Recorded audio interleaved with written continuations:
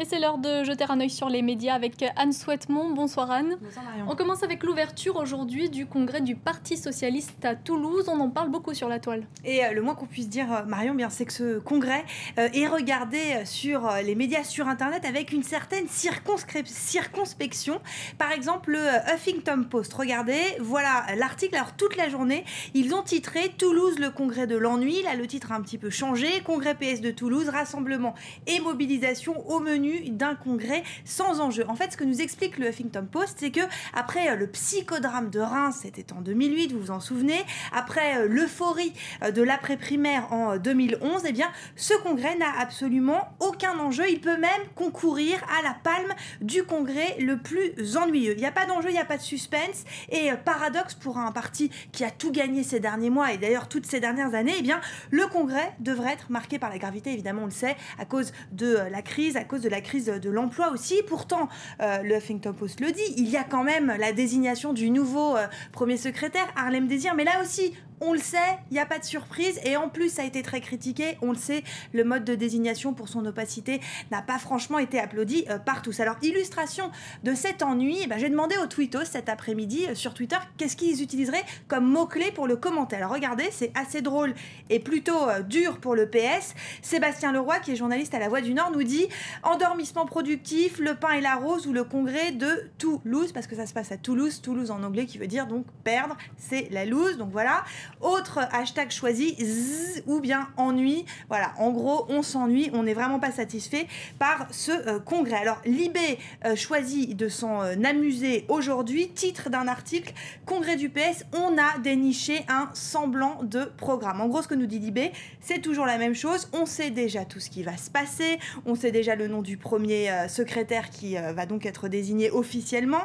Et puis, on sait tout des équilibres internes. À une exception près, c'est le déroulé. Alors on apprend, Libé nous le dit avec son style un petit peu moqueur, que samedi il y aura donc à partir de demain un défilé de ministres, Arnaud Montebourg, Vincent Peillon, Manuel Valls, Delphine Batho, ensuite ce sera Martine Aubry qui viendra défendre son bilan, ensuite il y aura le premier des ministres, Jean-Marc Ayrault, qui s'adressa à la tribune. Et puis dimanche, enfin, on verra apparaître Harlem Désir, le nouveau numéro 1, qui devrait parler pendant 45 minutes. Alors Martine Aubry, justement, est aussi à la une de la presse sur le net ce soir. Et là, c'est le Nouvel Obs qui nous dit que son bilan n'est pas si rose à la mer de Lille.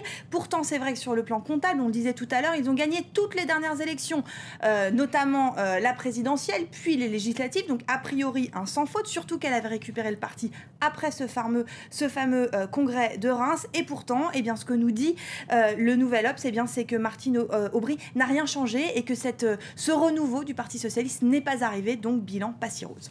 Et la gauche qui est donc très critiquée dans les médias et sur Internet, mais la droite en prend aussi pour son compte. Et oui, alors on en a beaucoup parlé sur l'antenne, notamment ce matin et hier. L'actualité, c'est aussi ce débat qui a opposé hier pour la tête de l'UMP, qui est désormais passé dans l'opposition, Jean-François Copé et l'ancien Premier ministre François Fillon.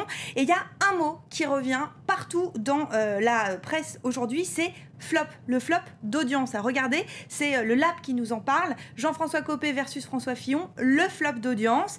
Alors le Pure Player, qui est spécialisé dans la politique, nous détaille l'audience de ce débat qu'on a longtemps attendu. C'est tombé dans l'après-midi et qui les met surtout en opposition aux 3 débats de la primaire socialiste qui avaient été extrêmement suivis. Et bien là, c'est pas du tout le cas. 9,9% d'audience, c'est une catastrophe. Et le Lab nous dit c'est carrément un bide. Pourquoi ? Parce que c'est la deuxième pire audience de cette émission depuis qu'elle existe. Pour info, la primaire avait fait 20 points d'audience, un peu plus même 22, donc de 9 à 22, vous voyez, c'est carrément terrible pour l'audience, enfin pour l'émission et puis surtout pour l'UMP. Bruno Jeudi, qu'on voit souvent sur France 24, lui nous dit qu'il trouve ça inquiétant pour le vote du 18 novembre, il le disait sur Twitter dans l'après-midi. Alors la question, Marion, c'est mais finalement, pourquoi ce bide ? Eh bien là, on a des analyses un petit peu différentes sur le web ce soir. Alors vous avez par exemple Le Point qui est très sévère et qui nous parle d'un bal des hypocrites. C'est parce qu'ils ne se sont rien dit, parce qu'il n'y a pas eu d'affrontement, parce qu'il n'y a pas vraiment eu de débat finalement, et bien que ce débat n'a pas été suivi. il n'avait de débat que le nom. Alors il cite par exemple Fillon qui a dit « Ce n'est pas sur un plateau de télévision que l'on montrera qu'il y a des divergences entre nous ». Le député de Meaux, donc ça c'est Jean-François Copé, et le député de Paris se sont donné du Jean-François et du François. Ils se sont même tutoyés à un moment. Voilà, donc ils avaient bien compris que l'enjeu c'était de ne pas montrer de division, mais du coup ça n'a pas beaucoup plu. Autre analyse, cette fois-ci c'est du Monde dans son édito qui est également publié sur le site internet. Alors là ce qu'on nous explique c'est qu'en fait eh bien, la droite a refusé de faire son bilan. Elle a refusé de faire le bilan des années Sarkozy. Et ça, c'est pareil, c'est pas très télégénique. Ça fait pas beaucoup d'audience. Conclusion du Monde. La compétition pour la présidence de l'UMP aurait pu être l'occasion d'un examen de conscience sérieux. Pour l'heure, cette occasion est manquée. Alors, on l'a compris, c'est un débat qui était ennuyeux. À une exception près toutefois.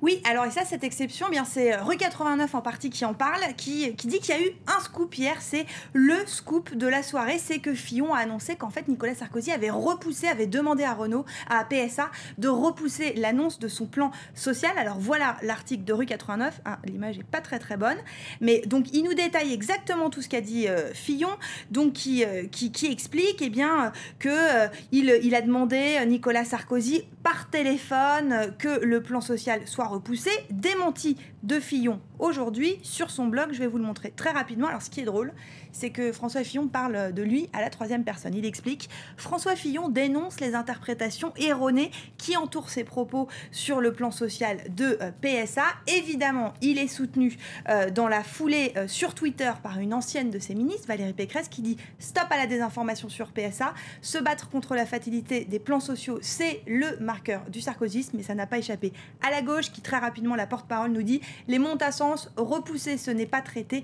cacher n'est pas lutter. » Voilà, ce sera le mot de la fin. Merci beaucoup Anne Souhaitemont. Restez avec nous sur France 24. Dans un instant, un nouveau journal, mais d'abord sur le net.